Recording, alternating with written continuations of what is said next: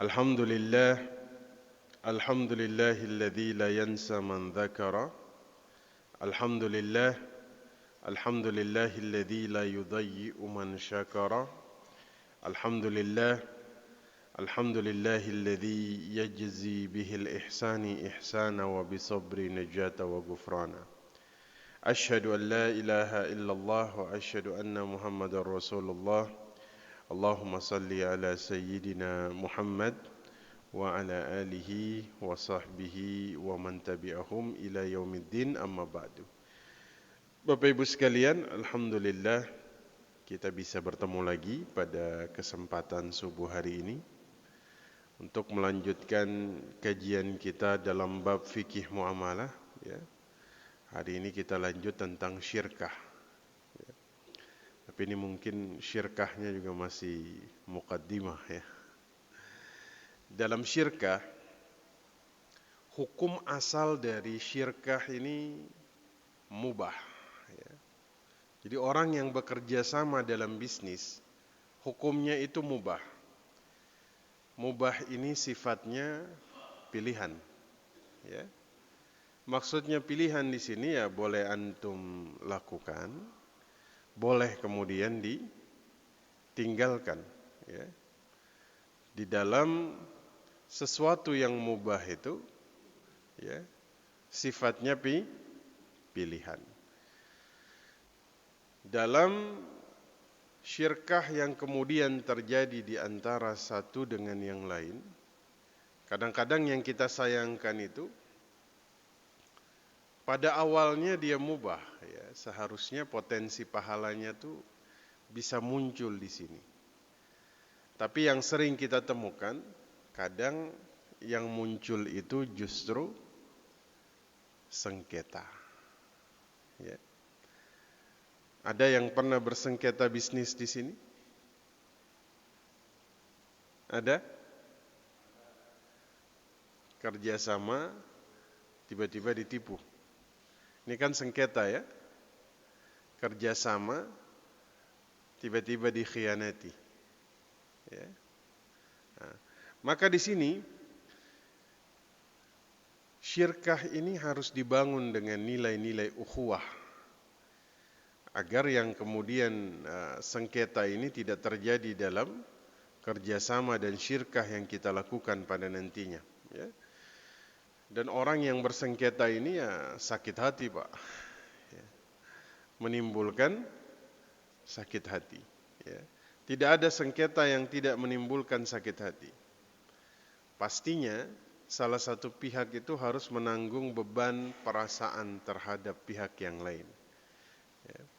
Oleh sebab itu sebagian ulama, ya, termasuk Imam Bukhari, itu termasuk orang yang sama sekali dalam hidupnya itu tidak mau mengalami yang namanya sengketa.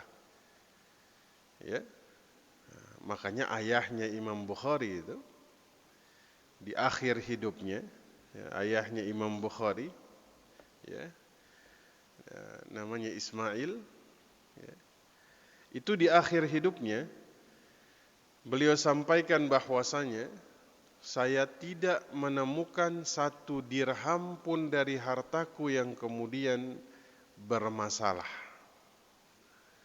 atau satu dirham pun yang kemudian mengandung keharaman. Kenapa? Karena seumur hidup mereka itu nggak pernah kemudian bersengketa dengan orang lain, ya, sehingga hartanya ini halalan thayyiban. Ya. Maka ini menurun kepada Al-Imam Bukhari. Imam Bukhari itu sama sekali menghindari yang namanya sengketa. Itu sampai-sampai beliau itu ketika di pasar mau membelikan sesuatu, beliau minta orang lain untuk membelikan. Ya. Ini karena menjaga diri mereka agar tidak timbul sengketa dengan penjual tuh. Ya. Nah, maka kemudian kita harus sadar bahwa nanti dalam syirkah yang kita bahas ini, ya, ada hal-hal yang kemudian bisa berpotensi menimbulkan sengketa. Ya. Entah nanti sahibul malnya dia bersikap zalim terhadap mudharibnya, ya, orang yang mengelola dananya, atau yang mengelola dana enggak jujur tentang keuntungan real yang muncul kepada sahibul mal, dan ini akan menimbulkan sengketa pada akhirnya. Kita harus sadar Bapak Ibu, sengketa itu kalau enggak selesai di dunia, maka selesainya itu di akhirat. Ya. Banyak orang yang lari dari tanggung jawab dia ketika dia bersyirkah dengan saudaranya, ya, dan dia berpikir bahwa ketika dia menghilang, maka ini menyelesaikan masalah. Ya, begitu kira-kira ya. Nah, semua sengketa di dunia itu akan diulangi di akhirat. Inilah bagian yang paling terberat. Justru yang paling terberat adalah ketika sengketa itu diulang di akhirat. Mendingan diselesaikan di dunia daripada diulangi di akhirat. Karena tekanan akibat sengketa atau masalah yang muncul di antara satu dengan yang lain itu lebih berat di akhirat ketimbang di dunia. Ya, bahkan sengketa ini bisa jadi ditampakkan kepada seluruh makhluk. Ketika dalam surah Az-Zumar, ya, ayat 30 sampai 33 itu, di sini Allah berfirman tentang satu perkara, ya, yang kemudian, ya, innaka mayyitun, ya, engkau itu akan mati, wa innahum mayyitun, dan mereka juga akan mati, thumma innakum yawmal qiyamati 'inda rabbikum takhtasimun, ya, dan nanti kalian, ya, akan berdebat di sisi Rabb kalian. Ya. Kata Ibnu Katsir, ya, inna hadhil ayah, sesungguhnya ayat ini memang konteksnya itu antara mukmin dan kafir. Konteks ayat ini, ya, Allah ingatkan bahwa mereka akan berdebat nanti di sisi Allah, ya. Namun ini juga mencakup semua pelaku sengketa di dunia walaupun sesama muslim. Ya. Maka kemudian ketika ayat ini turun, ya, sahabat, ya, Zubair bin Awam itu bertanya kepada Nabi sallallahu alaihi wasallam, apakah sengketa kita akan diulangi di akhirat ya Rasul? Ya. Yang terjadi di dunia ini enggak selesai di dunia ini, apakah akan diulangi di akhirat?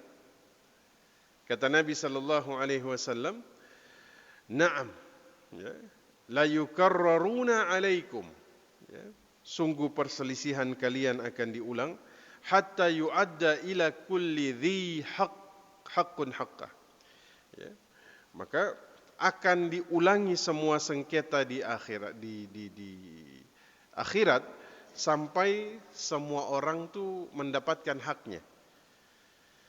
Nah, jadi ayat ini, surah Az-Zumar ini, dan kemudian hadis yang kemudian disampaikan oleh Nabi tadi, itu membuat semua orang tuh takut bersengketa di dalam syirkah mereka. Ya, karena kalau diulang sampai di akhirat itu beratnya lebih berat, tekanannya tuh lebih berat. Ya. Makanya dikatakan oleh beliau, wallahi innal amra lasyadid.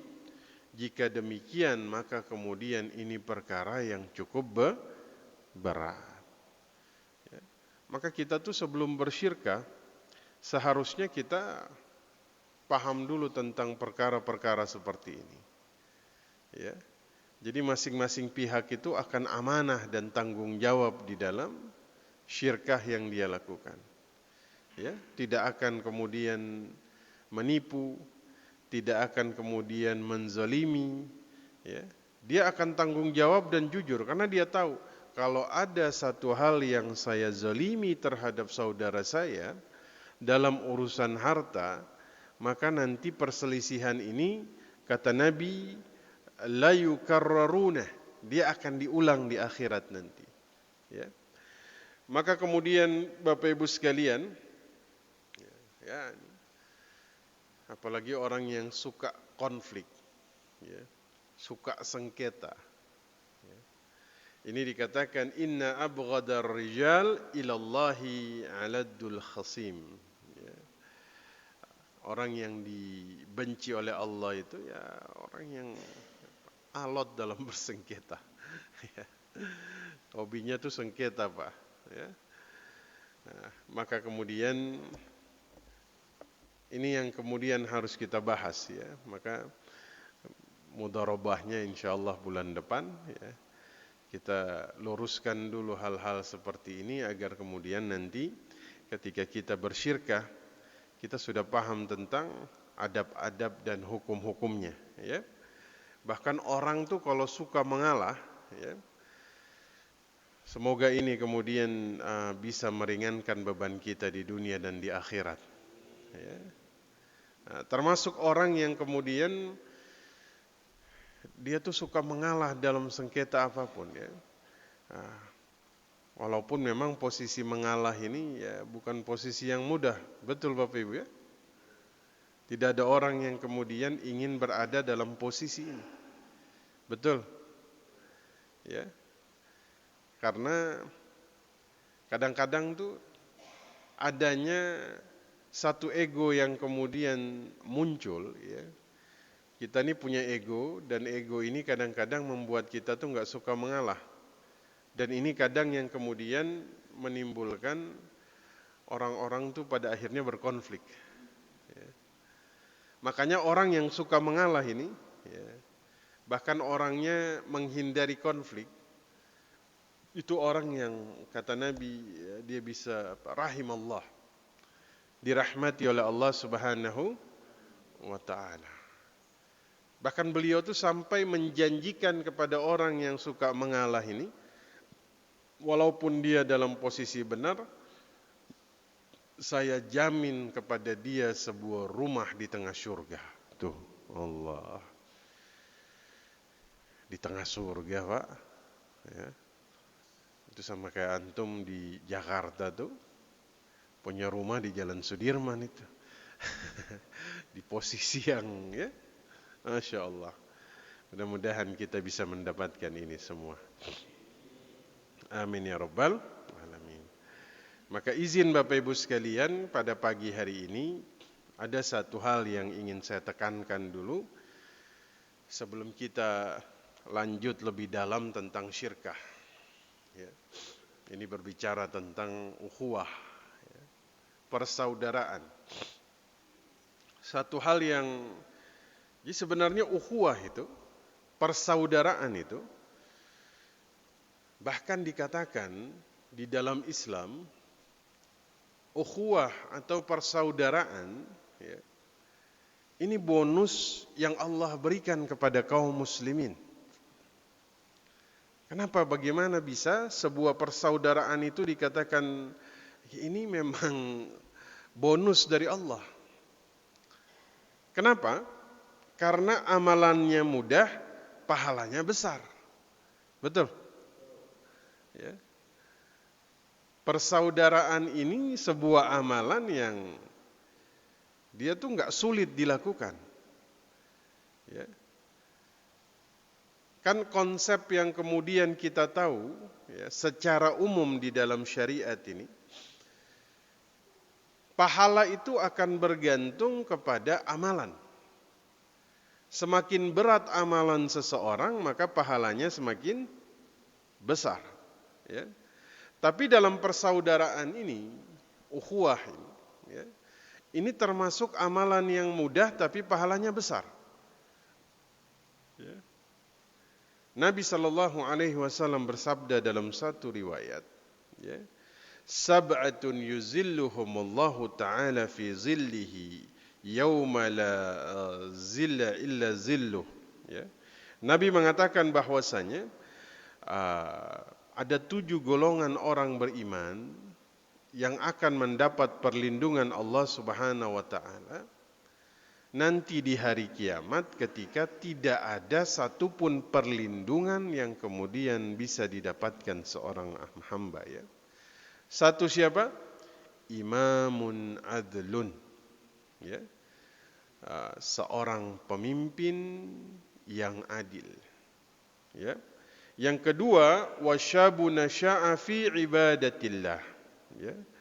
Yang kedua itu seorang pemuda yang menyibukkan diri untuk beribadah kepada Rabb-nya. Pemuda. Ya.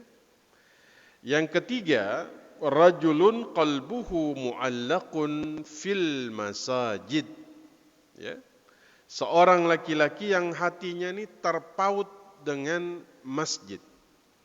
Ya. Hatinya itu terpaut dengan masjid. Yang keempat, rajulani tahabba fillah, ya, ijtima'a alaihi wa tafarraqa alaihi. Dua orang, ya, atau satu orang laki-laki yang hatinya ini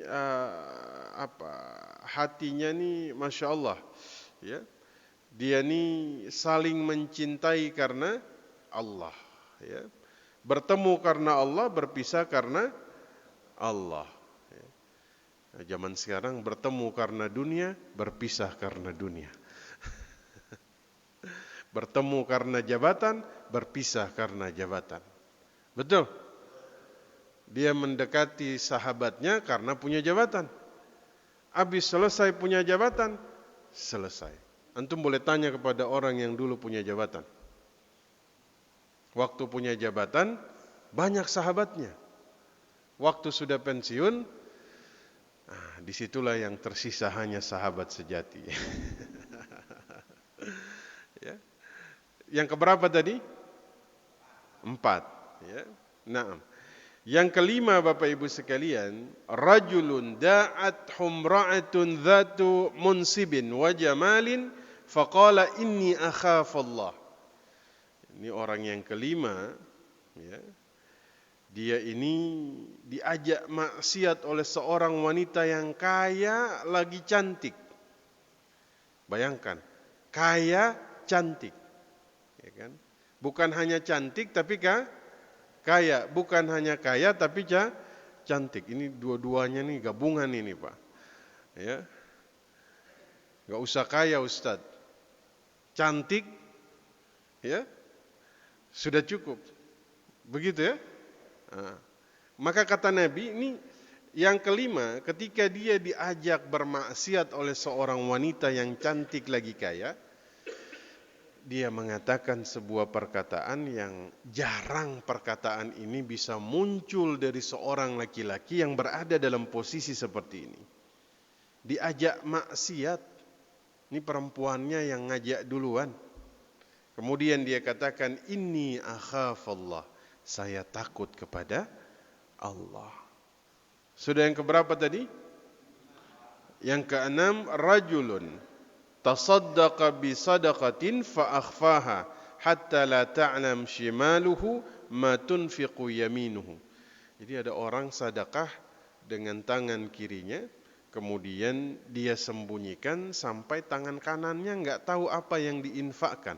Tuh, Masya Allah. Yang ketujuh atau yang terakhir, rajulun dzakarallah khalian fafadat ainahu.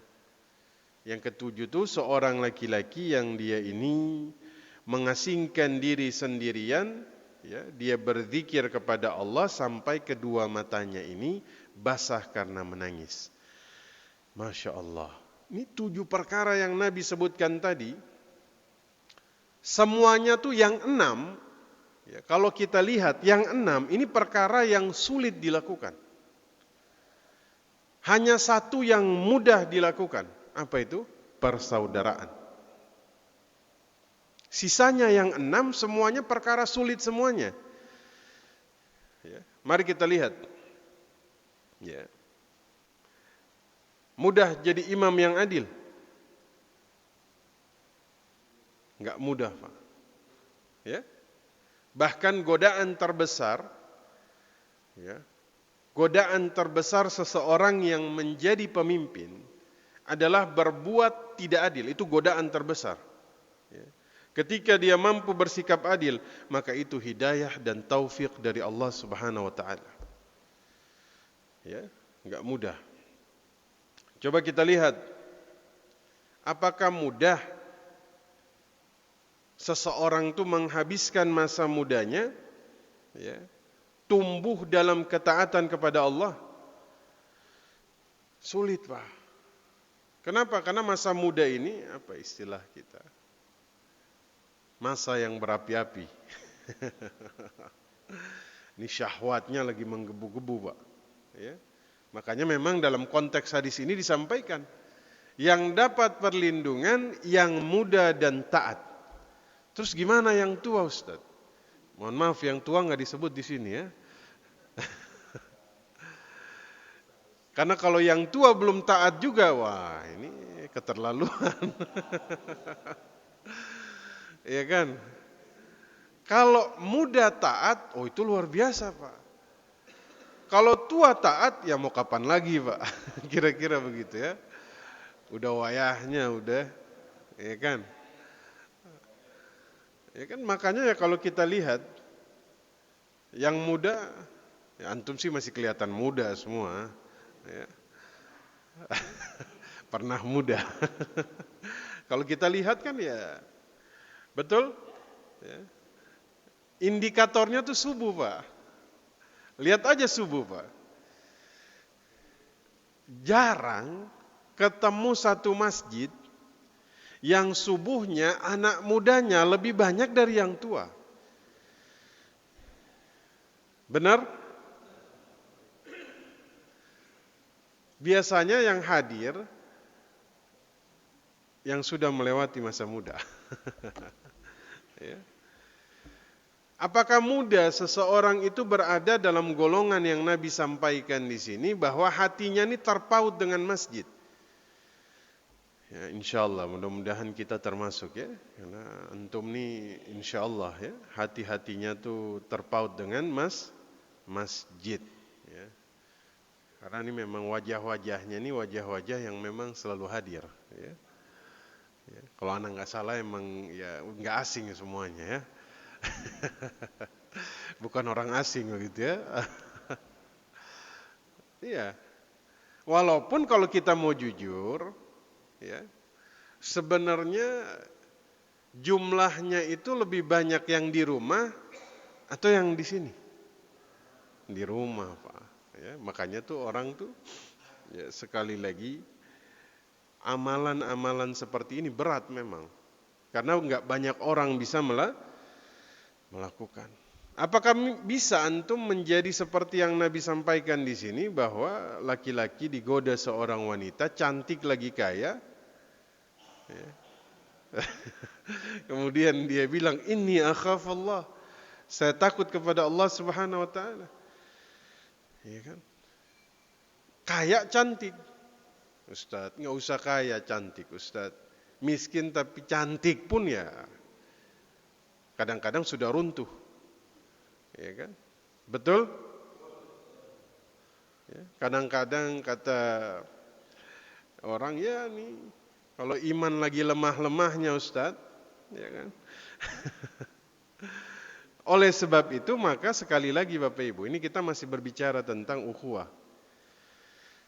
Dari tadi satu lagi apa? Menyembunyikan sedekah. Ya. Menyembunyikan sedekah.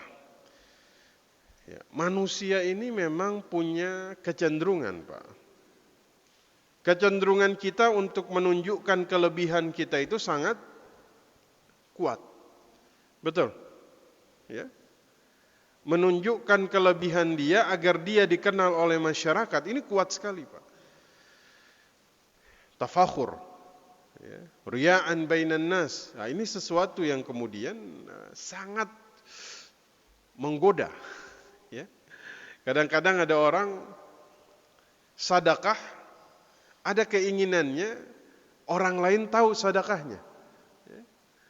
Kadang-kadang misalnya di masjid ya, ketika diumumkan mau ditulis namanya, dia bilang enggak usah, tulis saja hamba Allah katanya.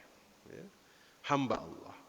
Ketika diumumkan ada sumbangan dari hamba Allah nilainya 10 juta. Satu masjid takjub semuanya. Siapa ini? Ya kan? Tergodalah dia. Dia bilang sama orang sebelah, hamba Allah. tergoda, Pak. Ya. Sehingga golongan yang dikatakan didapatkan naungan di hari kiamat, inilah dia. Ya, maka pada zaman dulu itu orang tuh bersusah payah menyembunyikan sedekah mereka. Kebaikan mereka disembunyikan. Ya, sebagaimana kalau ada yang berbuat dosa, dosanya disembunyikan. Maksudnya tuh jangan ada orang yang tahu. Menjaharkan dosa ini termasuk dosa yang tidak terampuni. Maka seperti itulah mereka menyembunyikan amal ibadah yang mereka lakukan. Ya, maka Bapak Ibu sekalian, nggak mudah kan? Ya, sama seperti kita orang terakhir yang Nabi sebut, ya kan? Golongan yang kemudian dia mengasingkan diri beruzlah, ya. Dia berzikir, dia mengingat Allah sampai hatinya nih hatinya nih menjadi takut sampai matanya nih menangis. Ya. Saya ingatkan, nggak mudah menangis karena akhirat, Pak. Betul? Ya. Banyak orang tuh hatinya tuh tersentuh karena dunia, menangis karena dunia, tapi sedikit yang bisa menangis karena urusan akhirat ini. Yang sedih karena dunianya lepas dari tangannya itu lebih banyak daripada yang sedih karena akhiratnya ini terlewatkan. Ya. Maka di antara orang yang tanda hatinya ini sudah keras, ya, ketika dia tuh bermudah-mudahan dalam urusan akhirat. Udah, nggak apa-apa, dikit-dikit mah aman, katanya begitu ya. Nggak apa-apa, yang penting sama-sama ikhlas, nggak usah mikirin yang lain tuh. Tapi ada orang tuh yang sekecil apapun ini akan membuat hatinya itu menjadi gelisah. Nah, ini golongan-golongan yang ketujuh. Ya. Pura-pura menangis karena Allah itu sulit, Pak. Maka orang yang menangis karena Allah itu dikatakan mendapat perlindungan. Maka yang 6 ini cukup sulit, Pak. Ya. Yang mudah bersaudara karena Allah Subhanahu wa ta'ala. Ini kelezatan duniawi, Masya Allah. Bisa kumpul, bisa ngobrol, ya, habis kajian ngobrol di belakang, ya. Hati itu kayak dilapangkan oleh Allah, itu kelezatan dunia. Makan gorengan, ya. Masya Allah. Itu hatta kolesterol, Pak, nggak kerasa. Iya. Tapi coba antum makan sendirian. Ya, habis itu langsung naik tuh kolesterolnya. Tapi kalau makan rame-rame itu nggak kerasa. Betul? Tanya sama orang yang suka naik gunung. Itu makan nasi sama ikan asin. Nikmatnya melampaui nasi padang apa itu yang itu dia itu. Apa sederhana dan apa siang malam ya. Pagi sore. Iya kan? Itu kalah, Pak. Kenapa? Kebersamaan yang membuat segala sesuatu terasa lebih lezat dari apa yang kemudian dilakukan dalam kesendirian. Itu persaudaraan. Nah, maka mahabbah fillah, ya, cinta karena Allah, ya. Masya Allah, nikmatnya luar biasa. Ya. Kita cinta kepada seseorang bukan karena zatnya, bukan karena basyariahnya, enggak. Bukan karena fisiknya, tapi karena dia beriman kepada Allah Subhanahu wa ta'ala. Ya. Jadi kalau orang itu sudah mencintai karena Allah, dia enggak peduli. Hatta nih orang enggak punya jabatan, harta nih orang enggak punya harta, ini orang, dia enggak peduli. Karena yang dia peduli hanya satu. Dia beriman kepada Allah. Maka saya mencintai dia karena Allah. Ya, ini luar biasa, Pak. Ya. Sehingga kalau ini dibangun dalam syirkah, insya Allah syirkahnya aman. Beres, Pak. Ya kan? Oleh sebab itu maka Bapak Ibu sekalian yang dimuliakan Allah Subhanahu wa ta'ala. Dulu sebelum baginda Nabi sallallahu alaihi wasallam diutus, persaudaraan itu sudah ada di tengah Quraisy.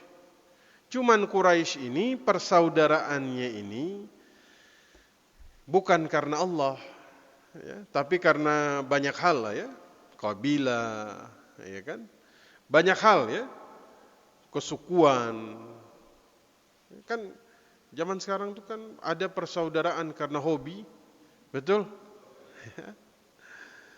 Mancing,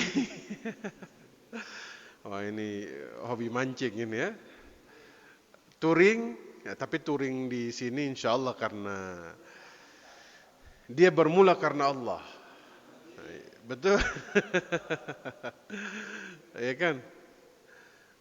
Maka kemudian ketika Nabi Shallallahu Alaihi Wasallam diutus, maka beliau mengajarkan sesuatu yang tidak pernah diketahui oleh bangsa Quraisy dan oleh para sahabat. Mahabbah fillah, persaudaraan karena Allah. Jadi mereka tuh menjadi saudara bukan karena yang lain, tapi karena Allah. Jadi kalau bersaudara karena selain Allah bahaya, Pak. Itu yang tadi saya bilang. Ada yang, maka ada satu penyakit ya. Penyakit apa itu? Penyakit ini lebih bahaya dari penyakit fisik. Dari penyakit ini maka muncul penyakit fisik yang lain, post power syndrome. Betul? Maka termasuk satu orang yang harus ditemani, orang yang tadinya berkuasa kemudian tidak berkuasa lagi.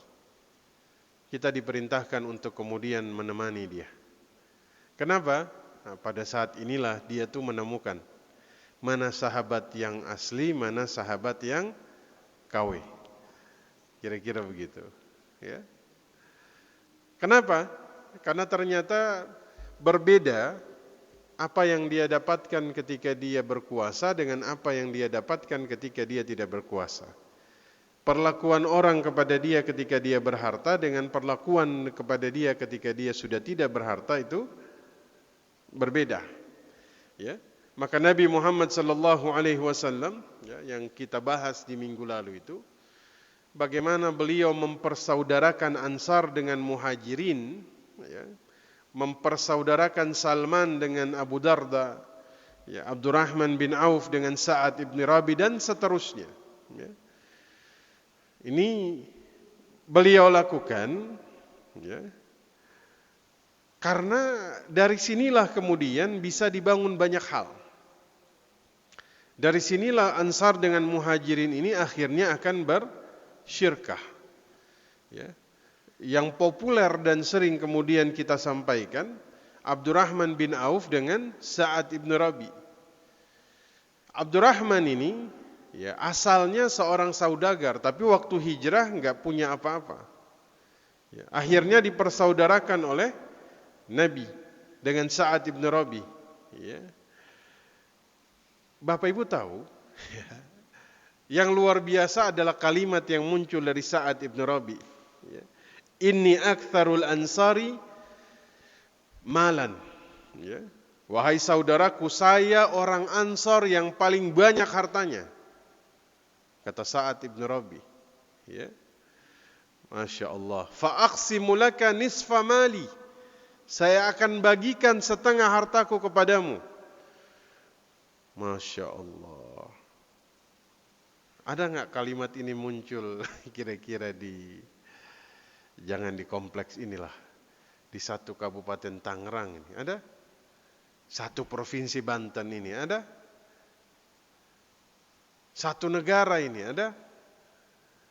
Kalimat ini pernah muncul ribuan tahun yang lalu dari satu tempat di kota Madinah dari seseorang namanya Sa'ad ibn Rabi.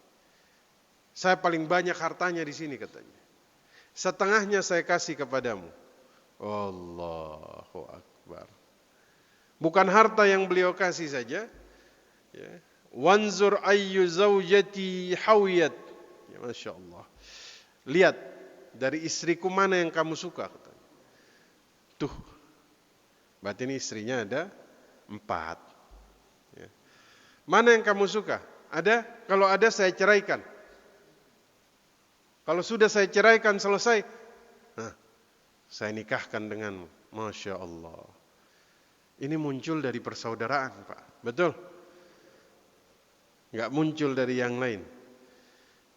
Tapi ternyata memang saat itu tuh saat terbaik. Yang satu pengen nolongin, yang satu jaga muruah. Izahnya dijaga. Makanya jawabannya apa?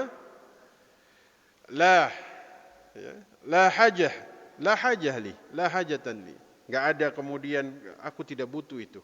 Ya, la hajata li fi dzalika. Saya tidak butuh dengan itu. Jadi tetap dia menjaga muruahnya, izahnya itu tetap dijaga. Apa yang dia katakan? Ya. Hal min suqin fihi tijarah. Ada enggak pasar yang berlangsung jual beli di sini? Qala suq Qainuqa. Ada pasar Qainuqa. Ya. Ini luar biasa sekali Bapak Ibu. Ya. Bahkan beliau mendoakan semoga Allah memberkahi hartamu, semoga Allah memberikan kemuliaan kepada keluargamu. Masya Allah. Ditolak. Ya.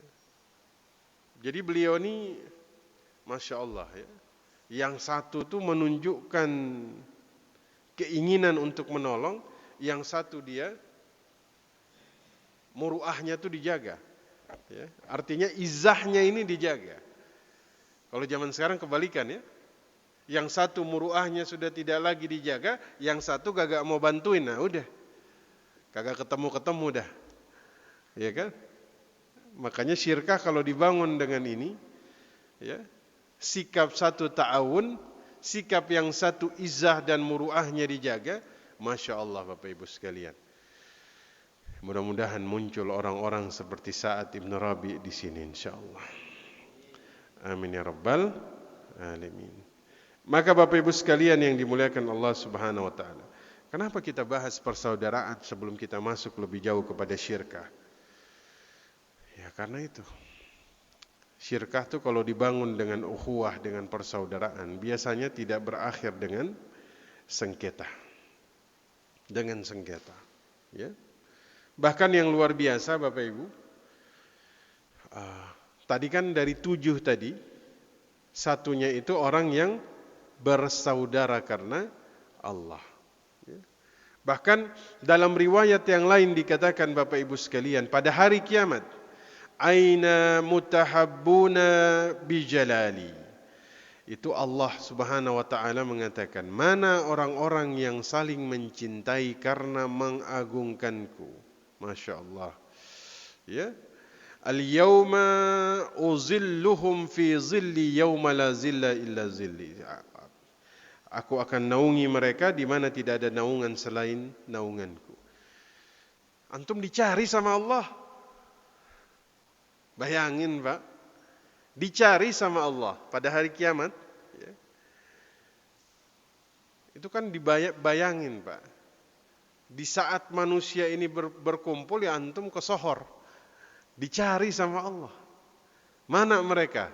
Orang-orang yang saling mencintai karena mengagungkanku. Ini kan berarti orang-orang yang saling mencintai karena Allah Subhanahu wa Ta'ala, ya kan? Ini dia terkenal di antara miliaran makhluk pada saat itu karena keutamaannya luar biasa. Subhanallah. Ya. Bahkan dalam hadis qudsi yang lain, wajabat mahabbati. Ya. Wajib mendapatkan cintaku. Siapa? Orang-orang yang saling mencintai karena Allah, berteman karena Allah, saling mengunjungi karena Allah, saling berkorban karena Allah. Subhanallah. Ya, insyaallah Pak.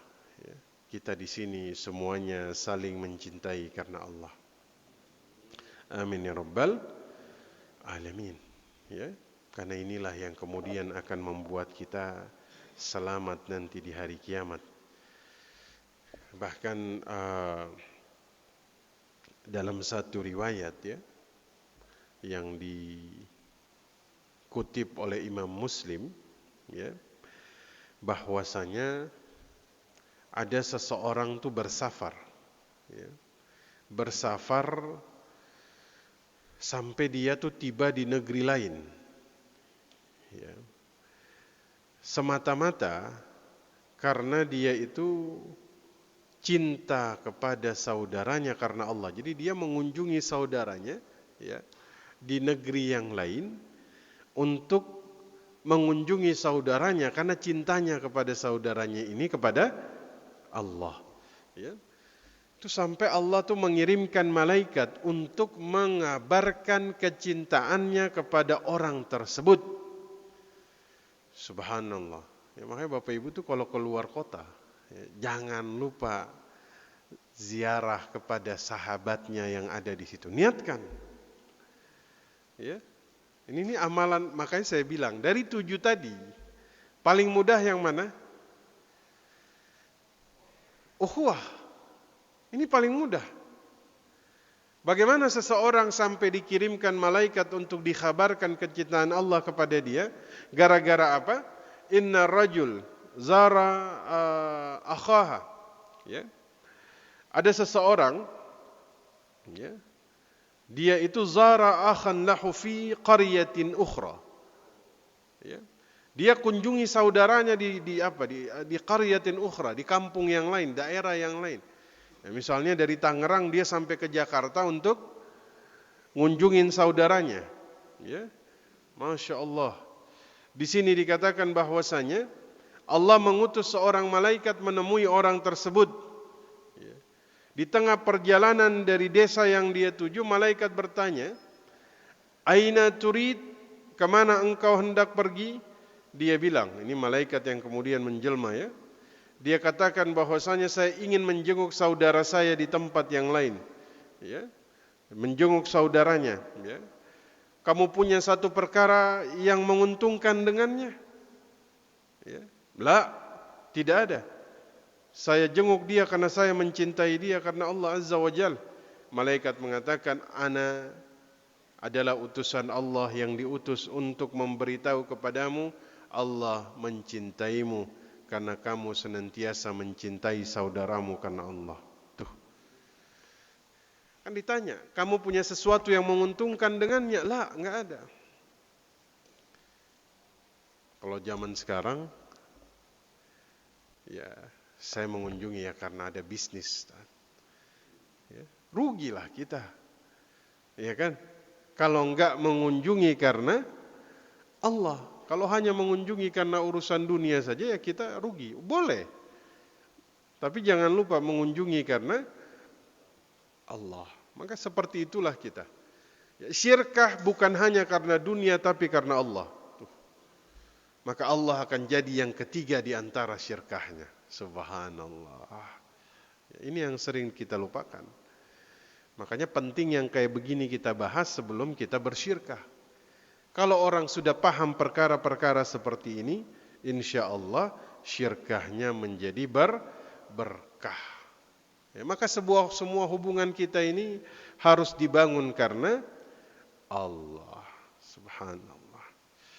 Mu'adz bin Jabal radhiyallahu anhu, ya, dari Nabi sallallahu alaihi wasallam. Ya, ini hadis qudsi. Jadi Allah berfirman, mutahabbuna fi jalali lahum manabirun min nurin yaghbituhumuhun nabiyyuna wasyuhada. Masya Allah. Orang yang saling mencintai karena keagunganku mendapatkan mimbar-mimbar dari cahaya yang membuat nabi dan para syuhada menjadi cemburu. Allah. Bayangkan Bapak Ibu ya. Luar biasa. Bahkan imannya sempurna. Apa yang kita bayangkan jika orang yang bersyirkah ya, berbisnis ya. Pemahamannya tuh semua berdasarkan apa yang kemudian diajarkan. Wah, itu syirkahnya tuh luar biasa ya. Bukan hanya dapat keuntungan tapi dapat keberkahan. Ya. Masya Allah. Insya Allah. Ya. Mudah-mudahan kita terus bisa saling mencintai karena Allah Subhanahu wa ta'ala. Amin ya rabbal alamin. Naam. Jadi itu perkara-perkara yang kemudian berkaitan dengan ukhuwah ini. Jadi memang biasanya sebelum bahas bab syirkah tuh bab ukhuwah ini kita tanemin betul ya. Tapi ternyata bab ini enggak selesai dalam satu pertemuan sepertinya ya, sebelum kita masuk ke dalam mudharabah ini ya, karena ini penting. Banyak orang bersyirkah tanpa kemudian dia didasari dengan adab dan etika, maka yang muncul bukan keberkahan, tapi yang muncul justru sengketa, Pak. Ya, banyak sengketa bisnis yang kemudian membuat dua orang yang tadinya bersaudara putus persaudaraannya. Ya, tadinya suka silaturahim, putus silaturahimnya. Ya. Tadinya suka mengunjungi, putus, sudah tidak pernah mengunjungi lagi. Ya, dua orang selalu bareng-bareng. Kemana yang satunya? Gak tahu, Tat. Udah gak pernah datang lagi. Ternyata putus gara-gara hubungan bisnis.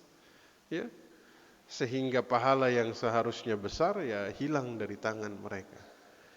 Saya kira itu yang saya sampaikan pada kesempatan pagi hari ini. Ya, ternyata belum selesai. Insyaallah nanti masih akan kita lanjut. Ya, berarti nanti 2 bulan lagi baru kita sudah masuk ke dalam bab syirkah. Ya. Ini penting, Pak. Ya. Karena orang-orang yang bersyirkah seharusnya punya pemahaman seperti ini, seperti syirkahnya Ansar dengan Muhajirin. Ya, bisa dibayangkan, karena mereka punya perasaan saling mencintai karena Allah, ya mereka bisa bersyirkah dalam mengelola kebun-kebunnya, bisa bersyirkah dalam dagang-dagangnya, sampai diabadikan oleh Allah di dalam Al-Quran. Ya. Mudah-mudahan kita bisa mendapatkan kemuliaan tersebut, ya walaupun kita tidak diabadikan dalam Quran. Ya. Seperti itu. Wallahu a'lam bishawab. Saya serahkan lagi kepada Pak Rahiman untuk melanjutkan tanya jawab.